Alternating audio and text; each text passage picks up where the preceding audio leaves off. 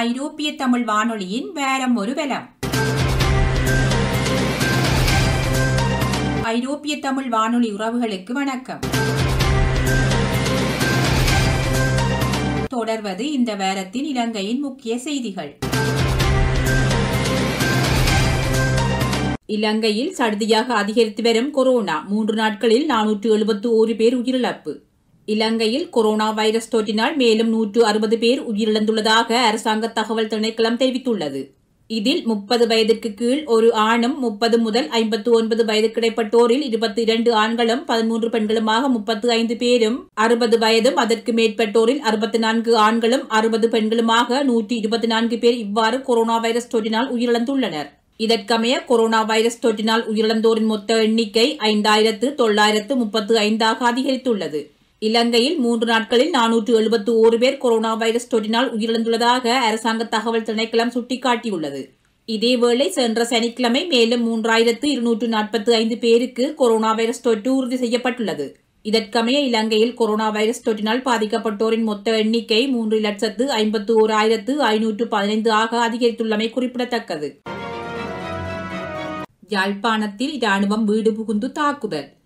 யாழ்ப்பாணம் பொன்னாலை மேற்கு பகுதியில் உள்ள வீடுகளுக்குள் நள்ளிரவு வேளையில் புகுந்த இராணுவத்தினர் அங்கிருந்தவர்கள் மீது தாக்குதல் நடத்திவிட்டு தப்பிச் சென்றுள்ளனர்.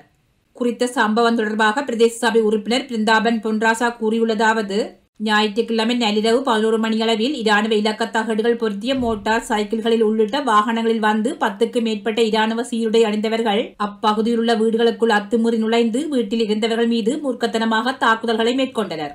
இந்த சம்பவம் அறிந்து அவ்விடத்திற்கு நான் சென்றபோது என்னுடனும் அவர்கள் முரண்பட்டனர். இதனால் உடனடியாக வட்டுக்கோட்டை போலீசாருக்கு சம்பவம் தொடர்பாக அறிவித்த வேளையில் குறித்த அனைவரும் அங்கிருந்து தப்பிச் சென்றனர் என அவர் குறிப்பிட்டுள்ளார். இதேவேளை பொன்னாலை மாட்டு வண்டி திடலில் கடந்த வாரம் ஞாயிற்றுக்கிழமை மாலை அராலியில் இருந்து வந்தவர்களால் மாட்டு வண்டி சவாரி நடத்தப்பட்டது. கொரோனா அச்சுறுத்தலுக்கு மத்தியில் நடத்தியமையினால் இரு தரப்பினருக்கும் இடையில் முரண்பாடு ஏற்பட்டு அது கைகலப்பாக மாறியது. குறித்த சம்பவத்தில் 10க்கு மேற்பட்டவர்கள் காயமடைந்திருந்தனர். அந்த சம்பவத்தின் பின்னணியில் ஒரு தரப்பினரின் ஏவுதலில் இராணுவத்தினர் மற்ற தரப்பினர் மீது வீடு புகுந்து தாக்குதல் நடத்தியுள்ளதாக கூறப்படுகின்றது. சீனாவிடமிருந்து 61.5 பில்லியன் கடன் ஒப்பந்தத்தில் இலங்கை கைச்சாத்து. சீன அபிவிருத்தி வங்கி மற்றும் இலங்கைக்கு இடையில் 2 பில்லியன் நிதியுதவிக்கான ஒப்பந்தம் ஒன்று கைச்சாத்திடப்பட்டுள்ளது. இலங்கைக்கான சீன தூதரகம் ட்விட்டர் பதிவொன்றை வெளியிட்டு இதனை தெரிவித்துள்ளது. இலங்கையின் கோரிக்கைக்கு அமைவாக குறித்த நிதியுதவி வழங்கப்பட்டுள்ளதாக அந்த பதிவில் குறிப்பிடப்பட்டுள்ளது. இலங்கையின் கொரோனா தடுப்பு நடவடிக்கை, பொருளாதார மறுமலர்ச்சி மற்றும் நிதி ஸ்திரத்தன்மையை பேணுவதற்காக இந்த நிதி பயன்படுத்தப்பட உள்ளதாக தெரிவிக்கப்படுகிறது. மேலும் இலங்கை ரூபாய் மதிப்பில் இது 61.5 பில்லியன் என்பதும் குறிப்பிடத்தக்கது. பயண கட்டுப்பாடுகள் கடுமையாக்கப்பட்டு புதிய சுகாதார வழிகாட்டல்கள் வெளியாகின. கொரோனா தொற்று பரவலை கட்டுப்படுத்தும் நோக்கில் சுகாதார அமைச்சு பயண கட்டுப்பாடுகளை கடுமையாக்கி புதிய சுகாதார வழிகாட்டல்களை வெளியிட்டுள்ளது. குறித்த வழிகாட்டல்களுக்கு அமைவாக புதன்கிழமை முதல் எதிர்வரும் 31ஆம் தேதி வரை பல்வேறு விடயங்களுக்கு முழுமையாக தடை விதிக்கப்பட்டுள்ளது. சுகாதார அமைச்சினால் வெளியிடப்பட்ட சமீபத்திய சுகாதார வழிகாட்டுதலின்படி ஷாப்பிங் மால்கள் புதன்கிழமை முதல் மூடப்பட வேண்டும் என அறிவிக்கப்பட்டுள்ளது. அத்தியாவசிய பொருட்கள் மற்றும் மருந்துகளை வாங்க வீட்டிலிருந்து ஒருவர் மட்டுமே வெளியே வர அனுமதிக்கப்படும். மறு அறிவித்தல் வரை அனைத்து முன்பள்ளிகள், பாடசாலைகள், பல்கலைக்கழகங்கள், உயர் கல்வி நிறுவனங்கள் மற்றும் கல்விசார் நிறுவனங்கள் மூடப்பட வேண்டும். 2 வாரங்களுக்கு பராமரிப்பு நிலையங்கள் மூடப்பட வேண்டும். ஸ்பாக்கள், உடற்பயிற்சி கூடங்கள், உட்புற வளாகங்கள், சிறுவர்கள் பூங்காக்கள் மற்றும் நீச்சல் குளங்கள் ஆகியவற்றை திறப்பதற்கு அனுமதி மறுப்பு. செவ்வாய்க்கிழமை முதல் திருமண வைபவங்கள் மற்றும் இசை நிகழ்ச்சிகள் நடத்தவும், வழிபாட்டு தலங்களில் ஒன்று கூடவும், நிகழ்வுகளை நடத்தவும் தடை விதிக்கப்பட்டுள்ளது. மேலும் இசை நிகழ்ச்சிகள் நடத்துவதற்கும், கடற்கரையில் ஒன்று கூடுதல் மற்றும் நீச்சல் தடாகங்களை பயன்படுத்துவதற்கும் எதிர்வரும் 31ஆம் தேதி வரை தடை விதிக்கப்பட்டுள்ளது. கொழும்பு நகரத்தில் உள்ள வர்த்தக நிலையங்களை மூடுமாறு கொழும்பு மேயர் கோரிக்கை. நாட்டில் சடுதியாக அதிகரித்து வரும் கொரோனா வைரஸ் பரவலை கட்டுப்படுத்தும் முகமாக கொழும்பு நகரத்தில் உள்ள வர்த்தக நிலையங்களை உடனடியாக மூடுவதற்கு நடவடிக்கை மேற்கொள்ளுமாறு கொழும்பு மேயர் ரோசி செல்நாயக்கா கோரிக்கை விடுத்துள்ளார். குறித்த விடயம் தொடர்பாக அவர் ஊடக அறிக்கையொன்றினையும் வியாழக்கிழமை வெளியிட்டுள்ளார். அந்த அறிக்கையில் ரோசி செல்நாயக்கா கூறியுள்ளதாவது: கொரோனா வைரஸ் பரவலை கட்டுப்படுத்தும் முகமாக கொழும்பு நகரத்தில் உள்ள அனைத்து வர்த்தக நிறுவனங்களையும் சில நாட்களுக்கு மூட வேண்டும். இதனூடாக கொழும்பு நகரத்தில் கொரோனா வைரஸ் தொற்றை கட்டுப்படுத்துவதற்கு தேவையான நடவடிக்கைகளை மேற்கொள்ள முடியும். மேலும் வர்த்தக சங்கங்கள் ஒன்றிணைந்து வர்த்தக நிலையங்களை மூடுவதற்கு முன்வந்துள்ளமை வரவேற்கத்தக்கதொரு விடயமாகும். இதேவேளை 2022 ஜனவரிக்குள் 30,000 பேர் வரை கொரோனா வைரஸ் தொற்றினால் உயிரிழப்பர் என்ற உலக சுகாதார அமைப்பின் எச்சரிக்கையை கவனத்தில் கொள்ள வேண்டும் என்றும் அவர் குறிப்பிட்டுள்ளார். கோவிட் தொற்று மற்றும் இறப்புகள் குறித்த புள்ளிவிபர தரவுகளில் சில முரண்பாடுகள். கொரோனா வைரஸ் தொற்றுக்கு உள்ளானோர்கள் மற்றும் இறப்புகள் குறித்து வெளியிடப்பட்ட புள்ளிவிபர தரவுகளில் சில முரண்பாடுகள் இருப்பதாக சுகாதார சேவைகள் பணிப்பாளர் நாயகம் விசேட வைத்தியர் அசேல குணவர்த்தன தெரிவித்துள்ளார். தொற்று நோயியல் பிரிவினால் வெளியிடப்பட்ட புள்ளிவிபர தரவுகளில் கம்பஹா மாவட்டத்திலும் கிழக்கு மற்றும் ஊவா மாகாணங்களில் உள்ள சில மாவட்டங்களில் சில முரண்பாடுகள் இருப்பதாக அடையாளம் காணப்பட்டுள்ளதாக அவர் கூறினார். இவற்றை முடிந்தவரை விரைவாக சரி செய்து சரியான புள்ளிவிபர தரவுகளை சமர்ப்பிப்பதற்கு நடவடிக்கை எடுப்பதாகவும் அவர் மேலும் தெரிவித்தார். இதேவேளை நாட்டில் இதுவரை 1,29,19,193 பேருக்கு கோவிட் தடுப்பூசியின் முதலாவது டோஸ் போடப்பட்டுள்ளது. அதேபோல் 51,24,185 பேருக்கு கோவிட் தடுப்பூசியின் இரண்டாவது டோஸ் போடப்பட்டுள்ளது. தொடர்வது இந்திய செய்திகள். இந்தியாவின் 75வது சுதந்திர தின கொண்டாட்டம். மூவர்ண கொடியேற்றி மரியாதை செலுத்தினார் பிரதமர் மோடி. இந்தியாவின் 75வது சுதந்திர தின கொண்டாட்டத்தினை முன்னிட்டு டெல்லி செங்கோட்டையில் மூவர்ண கொடியேற்றி பிரதமர் நரேந்திர மோடி மரியாதை செலுத்தினார். குறித்த நிகழ்வில் பங்கேற்பதற்கு முன்னர் பிரதமர் மகாத்மா காந்தியின் நினைவிடத்திற்கு சென்று மரியாதை செலுத்தினார். அதன் பின்னர் டெல்லி செங்கோட்டைக்கு வருகை தந்த பிரதமர் நரேந்திர மோடியை பாதுகாப்புத்துறை அமைச்சர் ராஜ்நாத் சிங், இணை அமைச்சர் அஜய் பட், பாதுகாப்புத்துறை செயலாளர் வைத்தியர் அஜய் குமார் ஆகியோர் வரவேற்றனர். அதனைத் தொடர்ந்து நடைபெற்ற முப்படைகளின் அணிவகுப்பு மரியாதையை ஏற்றுக்கொண்ட பிரதமர் மோடி மூவர்ண தேசிய கொடியை ஏற்றி வைத்து மரியாதை செலுத்தினர். இதன்போது தேசிய கீதம் இசைக்கப்பட்டது. மேலும் தேசிய கொடி ஏற்றும் போது முதல் முறையாக 2 விமானப்படை விமானங்களூடாக மலர்கள் தூவப்பட்டன. இந்த நிகழ்வில் அமைச்சர்கள், முப்படைகளின் தலைவர்கள், உயர் அதிகாரிகள், முக்கிய பிரமுகர்கள், விளையாட்டு வீரர்கள் என பலர் பங்கேற்றிருந்தமை குறிப்பிடத்தக்கது. ஆப்கானிஸ்தானில் உள்ள இந்தியர்களை அழைத்து வருவதற்கு நடவடிக்கை. ஆப்கானிஸ்தானில் உள்ள இந்தியர்களை அழைத்து வருவதற்கு நடவடிக்கை எடுக்கப்பட்டுள்ளதாக அறிவிக்கப்பட்டுள்ளது. ஆப்கானிஸ்தானில் தலிபான்கள் ஆட்சியை கைப்பற்றியுள்ள நிலையில் போர் முடிவுக்கு கொண்டு வரப்பட்டுள்ளதாக அறிவிக்கப்பட்டுள்ளது. இதனை அடுத்து அங்கிருக்கும் இந்தியர்களை அழைத்து வருவதற்கு நடவடிக்கை எடுக்கப்பட்டுள்ளது. இதனை அடுத்து டெல்லியில் இருந்து ஏர் இந்தியா விமானம் இந்தியர்களை அழைத்து வருவதற்காக புறப்படப்பட உள்ளதாக அறிவிக்கப்பட்டுள்ளது. அதே நேரம் அவசரகால பயன்பாட்டிற்காக 2 ஏர் இந்தியா விமானங்கள் தயார் நிலையில் உள்ளதாகவும் இந்திய அரசு தெரிவித்துள்ளது. இதேவேளை திங்கட்கிழமை 129 இந்தியர்கள் ஆப்கானிஸ்தானிலிருந்து இந்தியாவிற்கு அழைத்து வரப்பட்டுள்ளமை குறிப்பிடத்தக்கது. இந்தியா மீதான பயண கட்டுப்பாடுகளை தளர்த்தியது அமெரிக்கா. இந்தியா மீதான பயண கட்டுப்பாடுகளை அமெரிக்கா மேலும் தளர்த்தியுள்ளது. இந்தியாவில் கொரோனா பாதிப்பு குறைவடைந்துள்ள நிலையில் மேற்படி நடவடிக்கை எடுக்கப்பட்டுள்ளதாக அறிவிக்கப்பட்டுள்ளது. முழுமையாக தடுப்பூசி பெற்றுள்ளவர்கள் இந்தியாவிற்கு வருவதால் தீவிர பாதிப்பு ஏற்படுவதற்கான வாய்ப்புகள் குறைவாக காணப்படுவதாகவும் CDC எனப்படும் அமெரிக்க நோய் கட்டுப்பாடு மற்றும் தடுப்புத்துறை தெரிவித்துள்ளது. இதேவேளை இந்தியாவில் கொரோனா தொற்றின் தாக்கம் அதிகமாக இருந்த ஏப்ரல் மாதத்தில் இந்தியாவிற்கான பயண தடையை அமெரிக்க ஜனாதிபதி ஜோ பைடன் விதித்திருந்தமை குறிப்பிடத்தக்கது. காபூலில் இருந்து இந்திய தூதர்களை மீட்டது சவாலாக இருந்தது. ஜெய்சங்கர். காபூலில் இருந்து இந்திய தூதர் உள்ளிட்ட அதிகாரிகளை பத்திரமாக மீட்டது சவாலான பணியாக இருந்ததாக மத்திய வெளியுறவுத்துறை அமைச்சர் ஜெய்சங்கர் தெரிவித்துள்ளார். 4 நாள் சுற்றுப்பயணமாக நியூயார்க் சென்றுள்ள அவர் அங்கு அமெரிக்க வெளியுறவுத்துறை அமைச்சர் ஆண்டனி பிளிங்கனை சந்தித்து ஆலோசனை நடத்தினார். இது குறித்து தனது ட்விட்டர் பக்கத்தில் தெரிவித்துள்ள அவர் இவ்வாறு குறிப்பிட்டுள்ளார். குறித்த பதிவில் மேலும் தெரிவித்த அவர் ஆப்கான் நிலவரம் குறித்து ஆலோசனை நடத்தியதாகவும் காபூல் விமான நிலையத்தில் சேவைகளை உடனடியாக ஆரம்பிக்க வேண்டியதன் அவசியத்தையும் வலியுறுத்தியதாகவும் குறிப்பிட்டுள்ளார். அமெரிக்கா இது குறித்து நடவடிக்கை எடுத்து வருவதாகவும் அவர் மேலும் தெரிவித்தார். இந்தியா ஆப்கானிஸ்தானுக்கு இடையிலான வர்த்தகம் நிறுத்தி வைப்பு.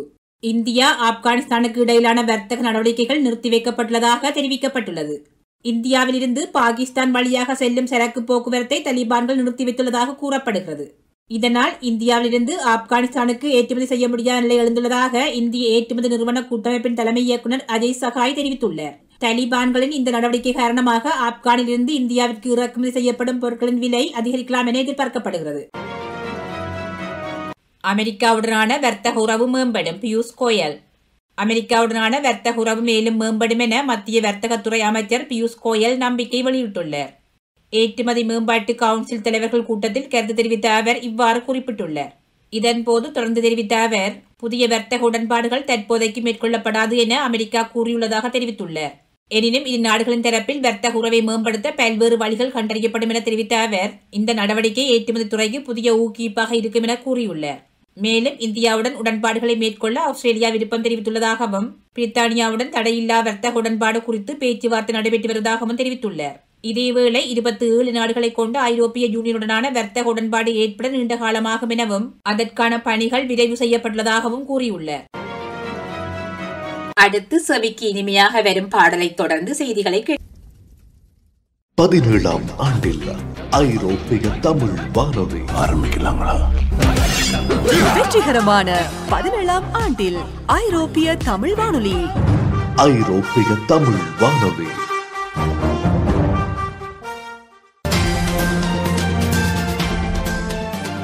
உலக செய்திகள். ஆப்கான் மோதல், அரசாங்கத்தின் கோட்டையான மசார்-இ-ஷெரீப்பும் தலிபான்கள் வசமானது. அரசாங்கத்தின் கட்டுப்பாட்டில் இருந்த வடக்கு ஆப்கானிஸ்தானின் இறுதிப்பெரிய நகரான மசார்-இ-ஷெரீப்பை தலிபான் போராளிகள் கைப்பற்றியுள்ளனர்.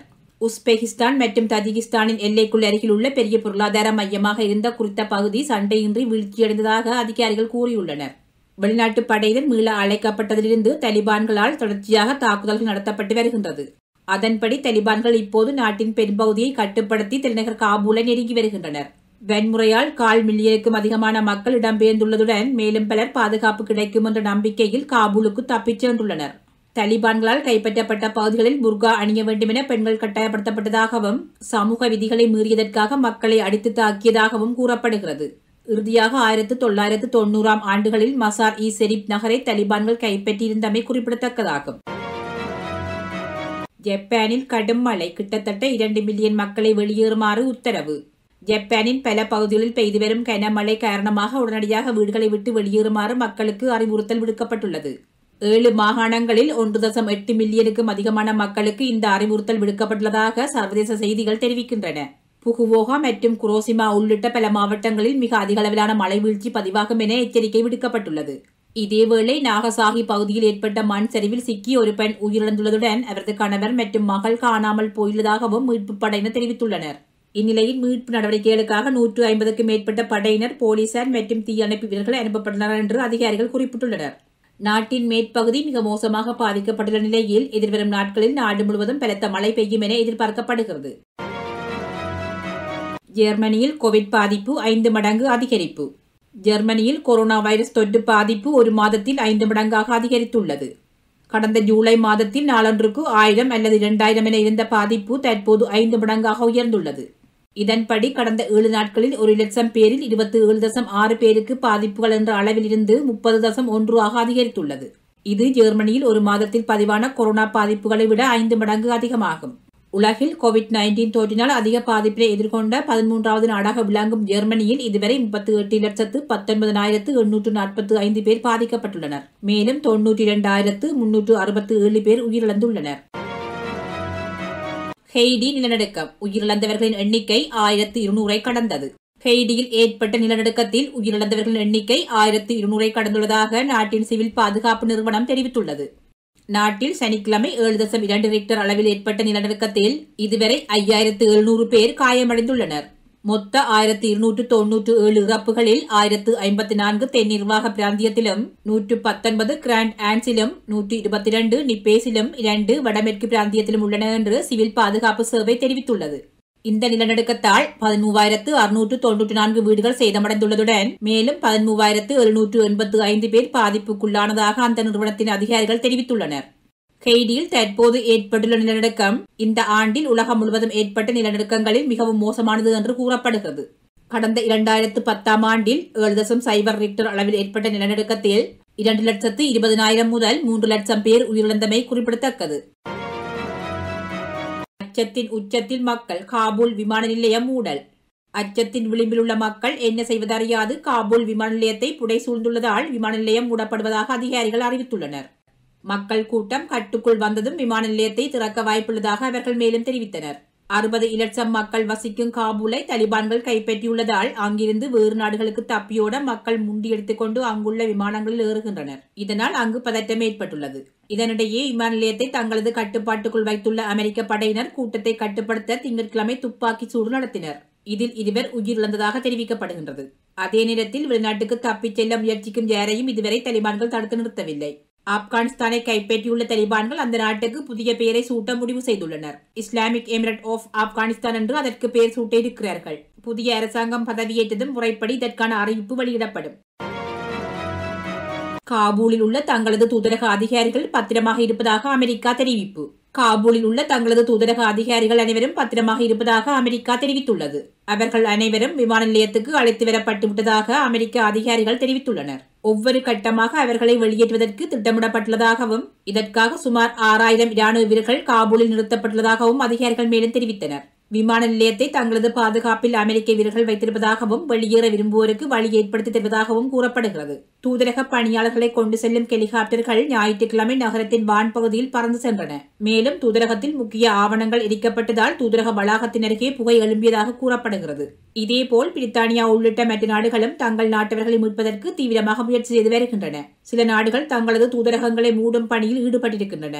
இதனிடையே ஆப்கானிஸ்தானின் நிலைமை குறித்து விவாதிக்க ஐநா பாதுகாப்பு சபையின் அவசர கூட்டத்தை கூட்ட ரஷ்யா திட்டமிட்டுள்ளது. தாலிபான்களால் பாதுகாப்பு உத்தரவாதம் வழங்கப்பட்டுள்ளதால் தனது தூதரகத்தை மூடுவதில்லை என்று ரஷ்யா கூறியுள்ளது. ஆப்கானிஸ்தான் அகதிகளை வரவேற்க தயாராகும் பிரித்தானியா. ஆப்கானிஸ்தான் அகதிகளை வரவேற்க பிரித்தானியா தயாராகி வருவதாக வெளியுறவு செயலாளர் டொமினிக் ராப் தெரிவித்துள்ளார். இந்த புதிய மீள்குடியேற்ற திட்டம் பெண்கள் மற்றும் சிறுமிகள் உட்பட மிகவும் தேவைப்படும் மக்கள் பிரித்தானியா வருவதை நோக்கமாக கொண்டது. இது குறித்து வெளியுறவு செயலாளர் டொமினிக் ராப் கூறுகையில், ஆப்கானிஸ்தான் அகதிகளுக்கான சிறந்த ஏற்பாட்டை பிரித்தானியா கவனித்து வருகின்றது. முழு விவரங்கள் உரிய நேரத்தில் தெரிவிக்கப்படும். எத்தனை அகதிகள் வர முடியும் என்பதை உறுதிப்படுத்தவில்லை. ஆனால் பிரித்தானியா ஒரு பெரிய மனம் கொண்ட நாடு. பிரித்தானியா எப்போதும் துன்புறுத்தலில் இருந்து தப்பி ஓடுபவர்களுக்கு பாதுகாப்பான புகலிடமாக இருந்த நாடு. புகலிடம் மிகவும் முக்கியமானது என கூறினார். 20 ஆண்டுகளுக்கு பிறகு தாலிபான்கள் தலைநகர் காபூலின் கட்டுப்பாட்டை கைப்பற்றிய பிறகு இந்த செய்தி வெளிவந்துள்ளது. ஒழுங்கேற்ற சட்டவிரோத குடியேற்றங்களை தவிர்க்க பிரான்ஸ் முனைப்புடன் செயற்படும். பிரான்ஸ் ஒழுங்கேற்ற சட்டவிரோத குடியேற்றங்களை தவிர்க்க பிரான்ஸ் முனைப்புடன் செயற்படும் என பிரான்ஸ் ஜனாதிபதி இமானுவேல் மாக்ரோன் தெரிவித்துள்ளார். ஆப்கானிஸ்தான் தலைநகர் காபூலை தாலிபான்கள் ஆக்கிரமித்ததை அடுத்து திங்கட்கிழமை ஜனாதிபதி இமானுவேல் மாக்ரோன் தொலைக்காட்சியில் உரையாற்றினார். இதன்போது அவர் மேலும் கூறுகையில், ஆப்கானிஸ்தான் மக்களுக்கு பிரான்ஸ் ஆதரவாக செயற்படும். ஆப்கானிஸ்தான் மீண்டும் பயங்கரவாதிகளின் கூடாரங்கள் ஆகிவிடக் கூடாது. இதற்காக அமெரிக்கா மற்றும் ரஷ்யாவுடன் இணைந்து பிரான்ஸ் செயற்படும். ஆப்கானிஸ்தான் மக்கள் பாதுகாப்பாக வாழவும் ஆப்கானிஸ்தான் பெண்கள் சுதந்திரமாகவும் கண்ணியமாகவும் வாழ உரிமை உண்டு. இஸ்லாமிய பயங்கரவாதத்தின் அனைத்து வடிவங்களுக்கு எதிராக போராடும் முதல் நாடாக பிரான்ஸ் உள்ளது என கூறினார். இதேவேளை ஜெர்மனி மற்றும் உலகின் பிற பகுதிகள் ஆப்கானிஸ்தானின் நிலைமையை தவறாக மதிப்பிட்டதாகவும் அகதிகள் நெருக்கடியை தவிர்க்க மேற்கத்திய நாடுகள் உதவி வழங்க வேண்டும் எனவும் ஜெர்மனி அதிபர் ஏஞ்சலா மேர்க்கல் தெரிவித்துள்ளார். மலேசிய பிரதமர் முஹைதீன் ஜாசின் ராஜினாமா. கடும் விமர்சனங்களுக்கு மத்தியில் மலேசிய பிரதமர் முஹைதீன் ஜாசின் தனது பதவியை ராஜினாமா செய்துள்ளார். அரசாங்கத்தை தக்க வைத்துக் கொள்ள அவர் மேற்கொண்ட அனைத்து முயற்சிகளும் வீணாகிவிட்ட நிலையில் அவர் திங்கட்கிழமை பதவி துறந்தார். கடந்த 2020 ஆண்டு மார்ச் மாதம் நடந்த நாடாளுமன்ற தேர்தலில் சிறிய பெரும்பான்மையுடன் வெற்றி பெற்று முஹைதீன் ஜாசின் பிரதமரானார். இந்நிலையில் ஆளும் கட்சி கூட்டணியில் இருக்கும் ஐக்கிய மலேசிய தேசிய அமைப்பு கட்சி ஆதரவை மீளப்பெற்றுள்ள நிலையில் பதவி விலக வேண்டும் என்ற கோரிக்கை வலுத்துள்ளது. எனினும் செப்டம்பரில் நம்பிக்கை வாக்கெடுப்பு மூலம் நாடாளுமன்றத்தில் தனது பெரும்பான்மையை நிரூபிப்பதாக முஹைதீன் ஜாசின் கூறினார். இருப்பினும் கடந்த வெள்ளிக்கிழமை தனக்கு பெரும்பான்மை இல்லை என முஹைதீன் ஜாசின் ஒப்புக்கொண்டார். இதற்கு ஏற்ற வகையில் மலேசிய பிரதமர் முஹைதீன் ஜாசின் தனது பதவியை ராஜினாமா செய்தார். அவர் தனது ராஜினாமா கடிதத்தை மன்னர் சுல்தான் அப்துல்லாவிடம் கையளித்தார். 18 மாதங்களே பதவியில் நீடித்த முஹைதீன் ஜாசின் கொரோனா தொற்றை சரியான முறையில் கையாளவில்லை என கடுமையாக விமர்சிக்கப்பட்டார் என்பது குறிப்பிடத்தக்கது. வரும் பாடலை தொடர்ந்து செய்திகள் தொடரும்.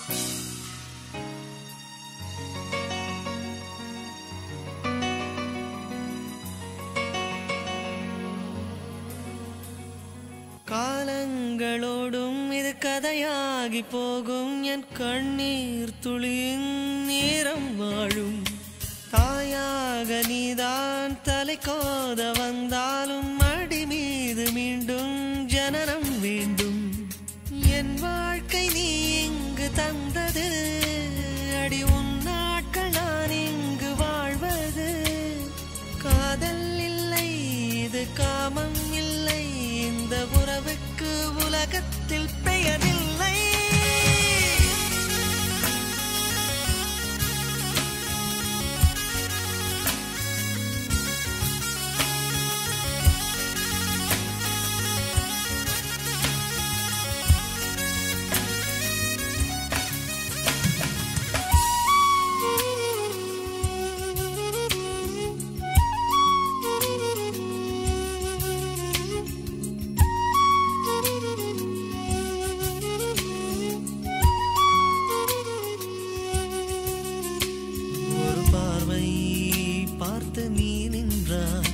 சிறு பூவாக நான் மலர்வேனே ஒரு வார்த்தை எங்கு நீ சொன்னாய் வலி போகும் என் அன்பே அன்பே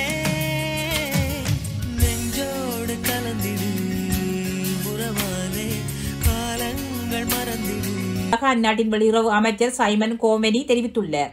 எனினும் ஏற்கனவே 3 அயர்லாந்து குடிமக்கள் வெளியேற்றப்பட்டுவிட்டதாக அவர் தெரிவித்தார். இது குறித்து அவர் மேலும் கூறுகையில், அயர்லாந்து இராணுவத்தை தனிப்பட்ட முறையில் அனுப்புவது விடயங்களை எளிமையாக்குவதை விட சிக்கலாக்கும். அயர்லாந்து குடிமக்களுக்கு இடமளிக்க மற்ற நாடுகளுடன் ஒப்பந்தங்கள் உள்ளன. நாங்கள் ஐரோப்பிய ஒன்றிய பங்காளிகள். பிரித்தானியா மற்றும் அமெரிக்காவுடன் இணைந்து காபூலை விட்டு வெளியேறும் விமானங்களில் இடங்கள் இருப்பதை உறுதி செய்கிறோம். அயர்லாந்து குடிமக்களை வெளியேற்றுவதற்கான எளிதான வழி எங்கள் பார்வையில் தங்கள் சொந்த குடிமக்களுக்காக இதை செய்ய முயற்சிக்கும் மற்ற நாடுகளுடன் கூட்டு சேர்ந்து பணியாற்றுவதாகும். அவர்களில் சிலருடன் நாங்கள் ஏற்கனவே உடன்பட்டுள்ளோம். அவர்கள் அயர்லாந்து குடிமக்களுக்கும் இடம் இருப்பதை உறுதி செய்வார்கள் என கூறினர். ஈரானில் கோவிட் தொற்றினால் 1 லட்சத்துக்கு மேற்பட்டோர் உயிரிழப்பு. ஈரானில் கொரோனா வைரஸ் பெருந்தொற்றினால் 1 லட்சத்துக்கு மேற்பட்டோர் உயிரிழந்துள்ளனர். அண்மைய உத்தியோகபூர்வ புள்ளி விவரங்களின்படி ஈரானில் மொத்தமாக வைரஸ் தொற்றினால் 1,255,000 பேர் உயிரிழந்துள்ளனர். உலகளவில் கோவிட்-19 தொற்றினால் அதிக பாதிப்பினை எதிர்கொண்ட 11வது நாடாக விளங்கும் ஈரானில் இதுவரை 45,87,683 பேர் பாதிக்கப்பட்டுள்ளனர். ஒரே நாளில் மட்டும் வைரஸ் தொற்றினால் 31,266 பேர் பாதிக்கப்பட்டதோடு 564 பேர் உயிரிழந்துள்ளனர். தற்போது வரை வைரஸ் தொற்றினால் பாதிக்கப்பட்ட 6,46,860 பேர் அங்குள்ள மருத்துவமனைகளில் சிகிச்சை பெற்று வருகின்றனர். இதில் 7,538 பேர் தீவிர சிகிச்சை பிரிவில் உள்ளனர். அத்துடன் இதுவரை வைரஸ் தொற்றிலிருந்து 38,40,568 பேர் பூரண குணமடைந்து வீடு திரும்பியுள்ளனர். அடுத்து செவிக்கு இனிமையாக வரும் பாடலை தொடர்ந்து செய்திகளை கேட்கலாம்.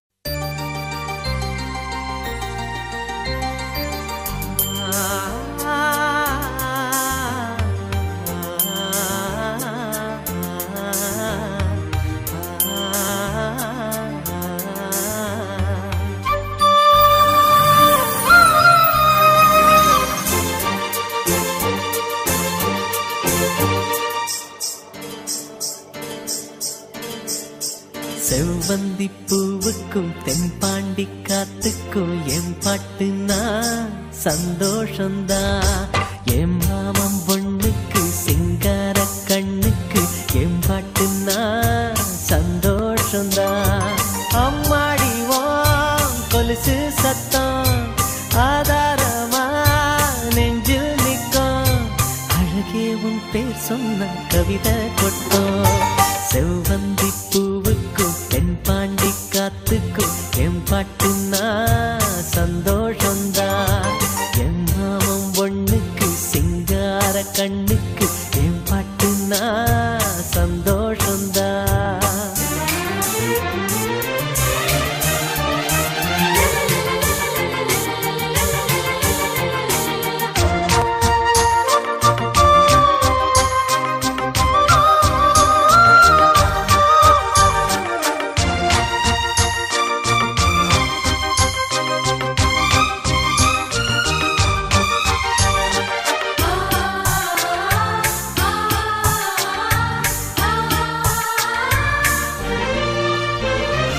இருவெள்ளி கொலுசாட எசவாட்டு நாம் வாட கைதட்டும் பூந்தோட்டம் அதை கேட்டுத்தான் மழை வெயில் உறா மனசெல்லாம் அளவோட இலகூட தலையாட்டும் நான் பாடுனா நெத்தியில சூரியன ஆற வச்சு பொட்டு வைப்ப மருதாணியில் மகராணிய போத்தி வைப்ப மலரேவும் முன்னால பனியாதிப்ப செவ்வந்தி பூவுக்கும் தென்பாண்டி காத்துக்கும் எம்பாட்டுனா சந்தோஷந்தா எம் மாமம் பொண்ணுக்கு சிங்கார கண்ணுக்கு எம்பாட்டுனா சந்தோஷந்தா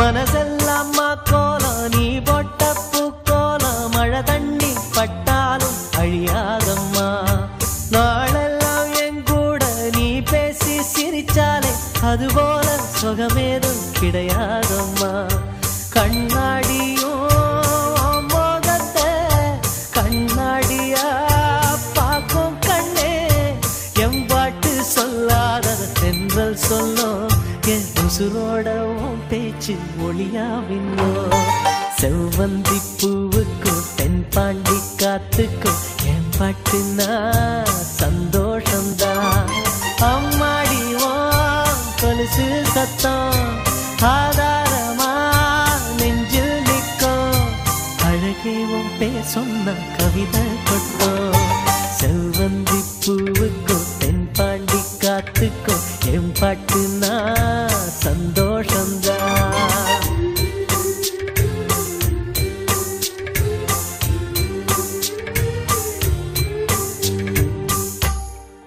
17ஆம் ஆண்டில் ஐரோப்பிய தமிழ் வானொலி ஆரம்பிக்கலாங்களா? வெற்றிகரமான 17ஆம் ஆண்டில் ஐரோப்பிய தமிழ் வானொலி. ஐரோப்பிய தமிழ் வானொலி.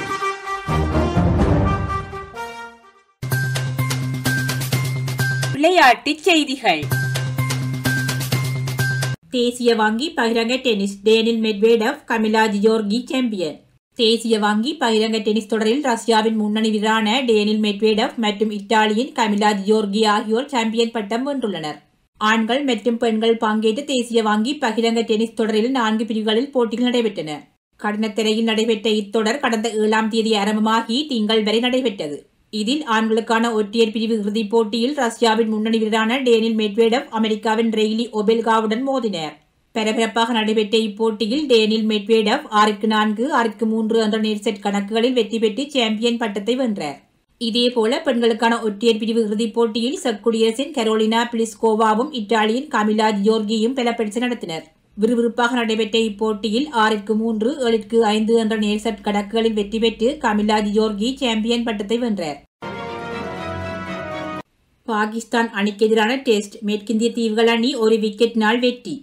பாகிஸ்தான் அணிக்கு எதிரான முதலாவது டெஸ்ட் போட்டியில் மேற்கிந்திய தீவுகள் அணி 1 விக்கெட்டினால் வெற்றி பெற்றுள்ளது.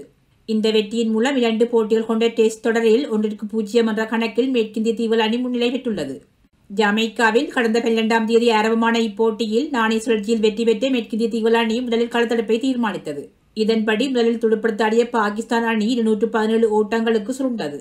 இதன்போது பாகிஸ்தான் அணி சார்பில் அதிகபட்ச ஓட்டங்களாக அலாம் 56 ஓட்டங்களையும் பசிப் அஸ்ரப் 44 ஓட்டங்களையும் பெற்றுக் கொண்டனர்.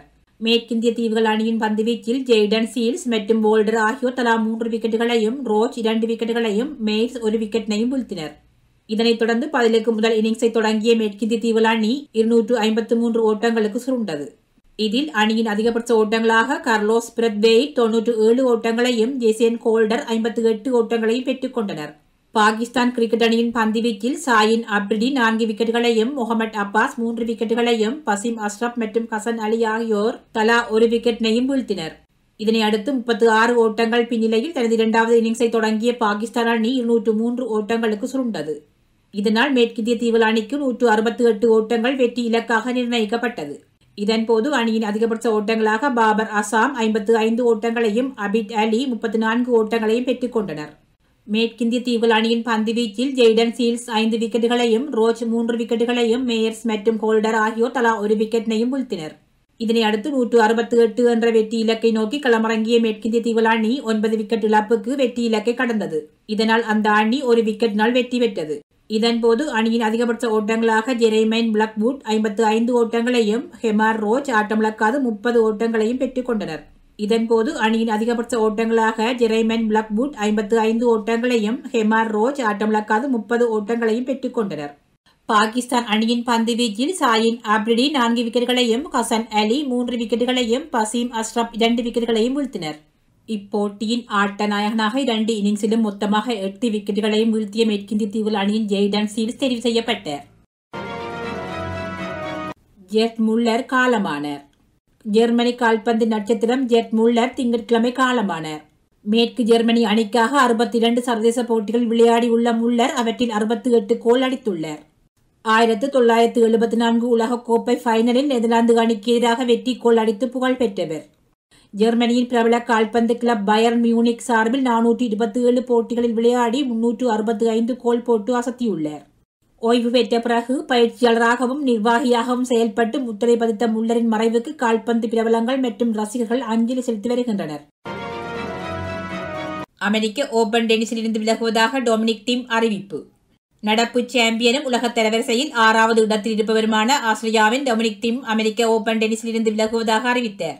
கிராண்ட்ஸ்லாம் போட்டிகளில் ஒன்றான அமெரிக்க ஓபன் டென்னிஸ் போட்டி நியூயார்க்கில் எதிர்வரும் 30ஆம் தேதி முதல் செப்டம்பர் 12ஆம் தேதி வரை இடம்பெறவுள்ளது. இந்த போட்டியில் இருந்து நடப்பு சாம்பியனும் உலக தரவரிசையில் 6வது இடத்தில் இருப்பவருமான ஆஸ்திரேலியாவின் டொமினிக் தீம் விலகுவதாக அறிவித்தார். அத்துடன் இந்த சீசனின் எஞ்சிய போட்டிகளிலும் விளையாடப் போவதில்லை என்று அவர் தெரிவித்துள்ளார். இது குறித்து 27 வயதான டொமினிக் தீம் வெளியிட்டுள்ள ட்விட்டர் பதிவில், அமெரிக்க ஓபன் மற்றும் இந்த ஆண்டுக்கான எஞ்சிய சீசனையும் நான் தவறவிடுகிறேன். அமெரிக்க ஓபன் பட்டத்தை தக்க வைக்க முடியாமல் போனது மிகுந்த ஏமாற்றம் அளிக்கிறது. கடந்த ஜூன் மாதம் எனது மணிக்கட்டில் ஏற்பட்ட காயம் இன்னும் குணமடையவில்லை. வைத்தியர்களின் அறிவுறுத்தலின்படி போதிய மருத்துவ சிகிச்சை எடுத்து மீண்டும் பயிற்சியை தொடங்குகையில் வலி ஏற்பட்டதால் வைத்தியர்களை சந்தித்து ஆலோசனை பெற்றேன். காயம் குணமடைய கூடுதல் காலம் ஓய்வு எடுக்க வேண்டியது அவசியம் என்று வைத்தியர்கள் அறிவுறுத்தியிருப்பதால் அமெரிக்க ஓபன் போட்டியிலிருந்து விலகும் கடினமான முடிவை எடுத்தேன் என்று தெரிவித்துள்ளார். மகளிர் ஒருநாள் உலக கிண்ண போட்டிகள் இலங்கையிலிருந்து சிம்பாப்வேக்கு மாற்றம். 2022 மகளிர் ஒருநாள் உலக கிண்ணத்துக்கான இறுதி 3 இடங்களை தீர்மானிக்கும் தகுதிக்கான போட்டி இந்த ஆண்டு இறுதியில் சிம்பாப்வேயில் நடைபெறவுள்ளது. 10 அணிகள் கொண்ட போட்டி நவம்பர் 21 முதல் டிசம்பர் 5 வரை ஹராரேயில் நடைபெறும் என்று சர்வதேச கிரிக்கெட் நிர்வாகம் அறிவித்துள்ளது. தகுதிக்கான் போட்டிகள் ஆரம்பத்தில் 2020 ஜூலையில் இலங்கையில் நடைபெறவிருந்தன. எனினும் கோவிட்-19 தொற்று நோய் உள்ளிட்ட பிற காரணங்களினால் அது ஒத்திவைக்கப்பட்டது. 3 இடங்களுக்காக போட்டியிடும் 10 அணிகள் 5 அணிகள் மகளிர் ஒருநாள் அந்தஸ்து கொண்ட அணிகளாகும். போட்டிகளுக்கான அட்டவணை உரிய நேரத்தில் அறிவிக்கப்படும் என ICC தெரிவித்துள்ளது.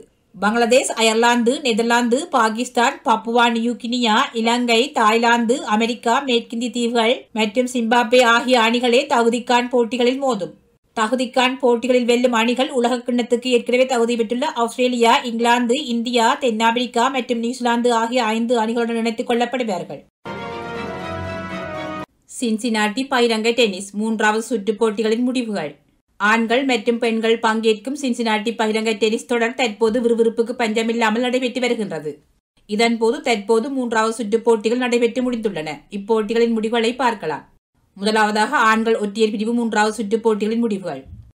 ஆண்களுக்கான ஒற்றையர் பிரிவு 3வது சுற்று போட்டியில் கிரேக்கத்தின் ஸ்டெபினோஸ் சிட்சிபாஸ் இத்தாலியின் லொரன்சோ சொனிகோவுடன் மோதினர்.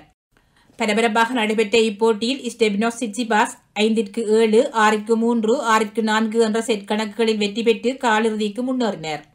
ஆண்களுக்கான ஒற்றையர் பிரிவு 3வது சுற்று போட்டியில் ஜெர்மனியின் அலெக்சாண்டர் ஸ்வெரவ் அர்ஜென்டினாவின் கைடோ பெல்லாவுடன் பல பயிற்சி நடத்தினர். விறுவிறுப்பாக நடைபெற்ற இப்போட்டியில் 6-2, 6-3 என்ற நேர் செட் கணக்குகளில் வெற்றி பெற்று அலெக்சாண்டர் ஸ்வெரவ் காலிறுதிக்குள் நுழைந்தார்.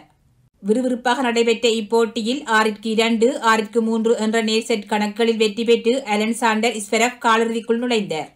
ஆண்களுக்கான ஒற்றையர் பிரிவு 3வது சுற்று போட்டியில் கனடாவின் பெலிக்ஸ் ஆகர் அல்சியாம் இத்தாலியின் மெட்டியோ பெர்டினியை எதிர்கொண்டார். எதிர்பார்ப்பு மிக்க இப்போட்டியில் 6-4, 6-3 என்ற நேர் செட் கணக்குகளில் பெலிக்ஸ் ஆகர் அல்சியாம் வெற்றி பெற்று காலிறுதிக்கு தகுதி பெற்றார். அடுத்ததாக பெண்களுக்கான ஒற்றையர் பிரிவு 3வது சுற்று போட்டி. பெண்களுக்கான ஒற்றையர் பிரிவு 3வது சுற்று போட்டியில் சுவிட்சர்லாந்தின் பெலிண்டா பென்சிக் செக் குடியரசின் கரோலினா முச்சோவுடன் மோதினர். இப்போட்டியில் முதல் செட்டை பெலிண்டா பென்சிக் 7-5 என போராடி கைப்பற்றினர். தொடர்ந்து நடைபெற்ற இரண்டாவது செட்டில் 2-1 என்ற செட் கணக்கில் பெலிண்டா பென்சிக் முன்னிலை பெற்றிருந்த போது கரோலினா முச்சோவா போட்டியில் இருந்து விலகினர். இதனால் பெலிண்டா பென்சிக் வெற்றியாளராக அறிவிக்கப்பட்டார். பெண்களுக்கான ஒற்றையர் பிரிவு 3வது சுற்று போட்டியில் ஜப்பானின் நவோமி ஒசாகா சுவிட்சர்லாந்தின் ஜில் டீச்மேனுடன் மோதினர். இதில் யாரும் எதிர்பாராத வகையில் 3-6, 6-3, 6-3 என்ற செட் கணக்குகளில் சுவிட்சர்லாந்தின் ஜில் டீச்மேன் வெற்றி பெற்று காலிறுதிக்குள் அடியெடுத்து வைத்தார். பெண்களுக்கான ஒற்றையர் பிரிவு 3வது சுற்று போட்டியில் செக் குடியரசின் கரோலினா பிளிஸ்கோவா அமெரிக்காவின் ஜெசிகா பெகுலாவை எதிர்கொண்டார். பரபரப்பான இப்போட்டியில் கரோலினா பிளிஸ்கோவா 6-4, 7-6 என்ற செட் கணக்குகளில் வெற்றி பெற்று காலிறுதிக்குள் நுழைந்தார். பரபரப்பான இப்போட்டியில் கரோலினா பிளிஸ்கோவா 6-4, 7-6 என்ற செட் கணக்குகளில் வெற்றி பெற்று காலிறுதிக்குள் நுழைந்தார்.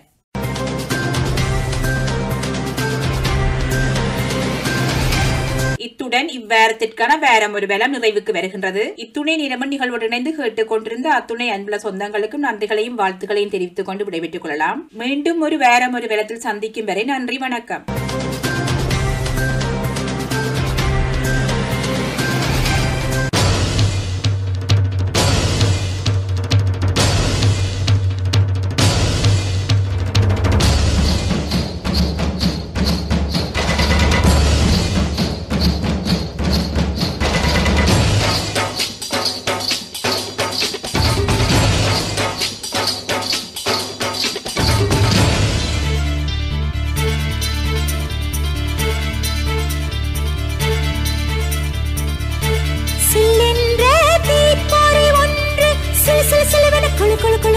சரசரவென பரவது நெஞ்சில் பார்த்தாயா,